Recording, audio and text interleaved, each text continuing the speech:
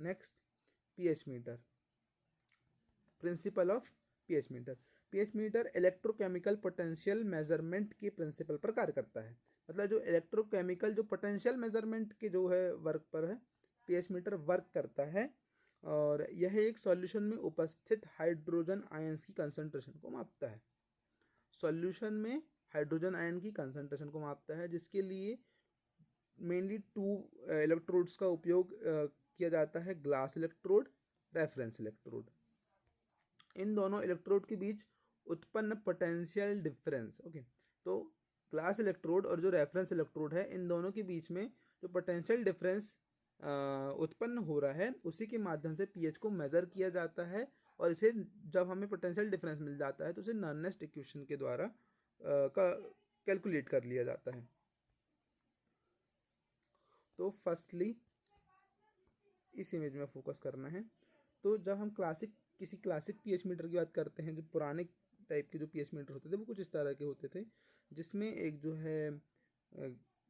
Glass beaker दिया हुआ है और इसमें जो है इलेक्ट्रोड है, रेफरेंस इलेक्ट्रोड और ग्लास इलेक्ट्रोड। बट जो अब मॉडर्न पीएच मीटर होते हैं उनमें जो ग्लास इलेक्ट्रोड और रेफरेंस इलेक्ट्रोड है उनको कंबाइंडली एक इंटीग्रेटेड जो प्रोब होती है उसमें जो है कंबाइंड कर दिया जाता है, एंड यही आजकल के जो है पीएच मीटर होते हैं। कुछ इस तरीके के होते हैं जो मॉडर्न पीएच मीटर होते हैं, जिनमें एक जो है यहाँ पर एक इलेक्ट्रोड होता है और इसी इलेक्ट्रोड में ग्लास इलेक्ट्रोड और रेफरेंस इलेक्ट्रोड जो है दोनों दोनों प्रेजेंट होते हैं। इस इमेज से थोड़ा क्लैरिफाई हो सकता है, जिसमें यहाँ पे एक जो है क्लासिक पीएच मीटर दिया हुआ है, जिसमें ये वोल्ट मीटर लगा हुआ है, 2 वायर इलेक्ट्रोड में आ रहे हैं, ग्लास इलेक्ट्रोड में और रेफरेंस इलेक्ट्रोड में। तो ये जो है कुछ इस तरीके से प्रोब में इंटीग्रेटेड है। ओके, यहाँ पर जो जब हम रेफरेंस इलेक्ट्रोड को देखते हैं तो ये एक अलग से एक कंपार्टमेंट में इसको रखा गया है, एंड जो ग्लास इलेक्ट्रोड है उसको अलग से एक कंपार्टमेंट में रखा गया है। नेक्स्ट, तो जब हम ग्लास इलेक्ट्रोड की बात करते हैं तो ये जो है, जब हम ग्लास इलेक्ट्रोड की बात करते हैं तो ये जो है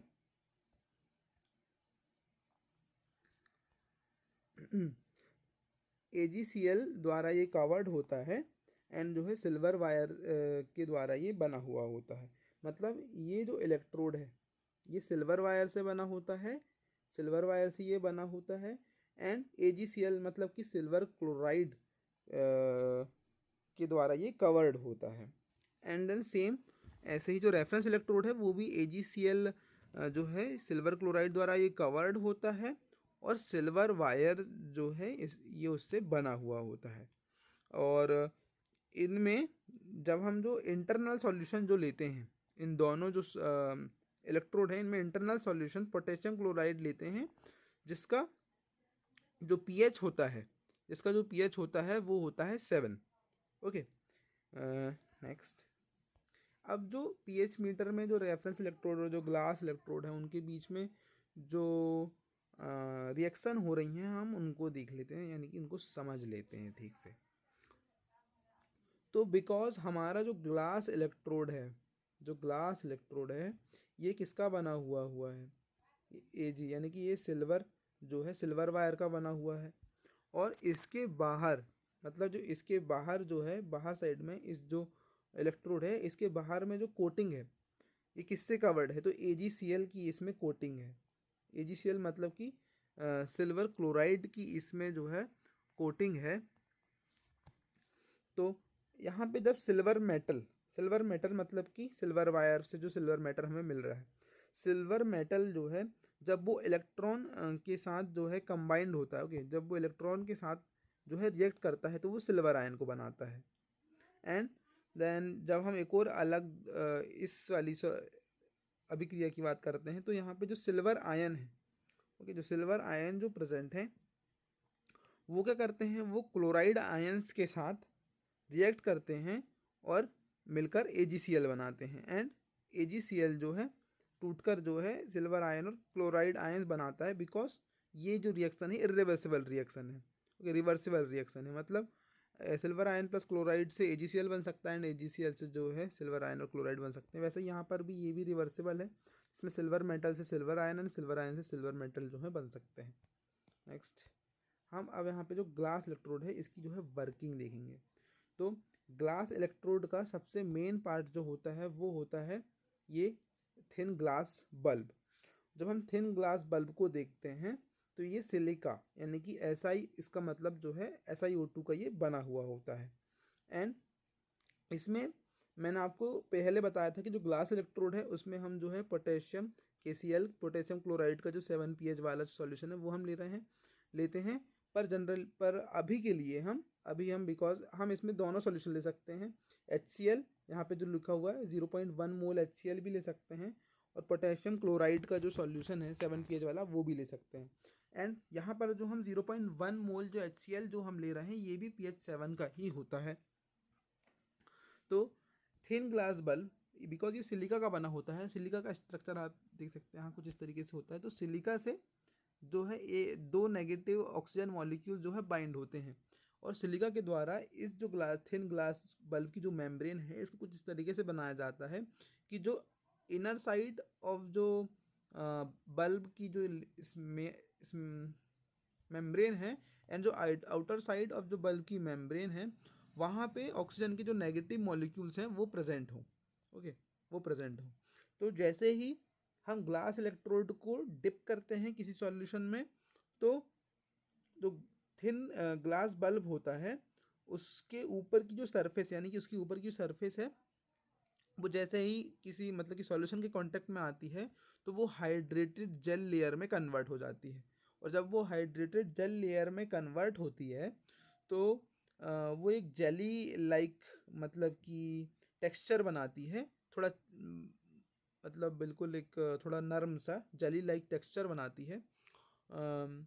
एंड देन ठीक है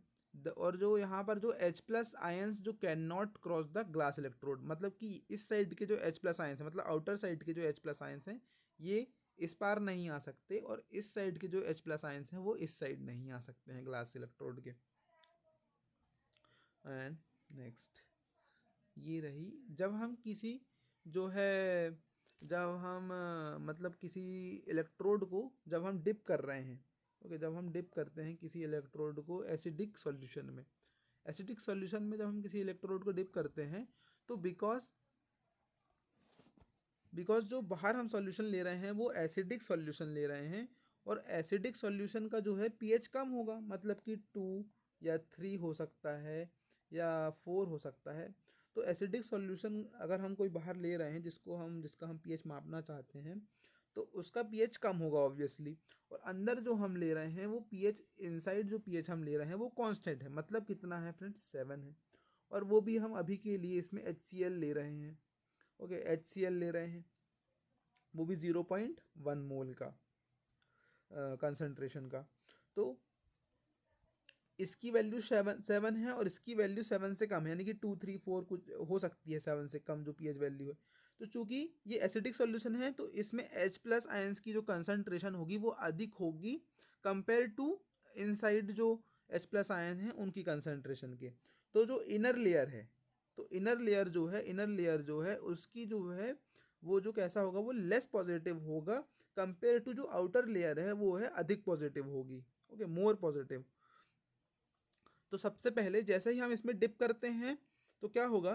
कि जो एसिडिक सॉल्यूशन है उसके H+ आयंस इसकी जो सरफेस पर आके बाइंड होंगे, बिकॉज इसकी सरफेस में नेगेटिव ऑक्सीजन के जो है नेगेटिव मॉलिक्यूल्स हैं। ओके, SiO2 जो हमने पढ़ा था उसमें जो है ऑक्सीजन के नेगेटिव मॉलिक्यूल्स हैं, तो H+ आयंस वहाँ पर आके बाइंड होंगे। तो बिकॉज बाहर H+ आयंस अधिक हैं तो वो अधिक आगे बाइंड होंगे, पर अंदर H+ आयंस की कंसंट्रेशन कम है तो वहाँ पे कम आएंगे।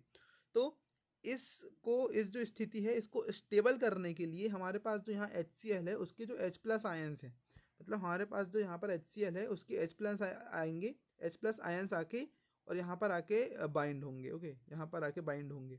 तो जब ये यहाँ पर आके बाइंड हो रहे हैं, यहाँ पे आके बाइंड हो रहे हैं, ये यहाँ पे आके बाइंड हो गए, जब यहाँ पे आके बाइंड हुए तो ये स्टेबल हो गया। बट स्टेबल होने के बाद क्या होगा कि जो क्लोरीन के जो कुछ मॉलिक्यूल्स हैं, क्लोरीन के जो मॉलिक्यूल्स हैं वो वो कैसे हो जाएंगे, वो मतलब कि अलग हो जाएंगे इससे, और जब क्लोरीन के मॉलिक्यूल्स अलग हो जाएंगे तो क्लोरीन्स के मॉलिक्यूल जो हैं एजी, मतलब कि जो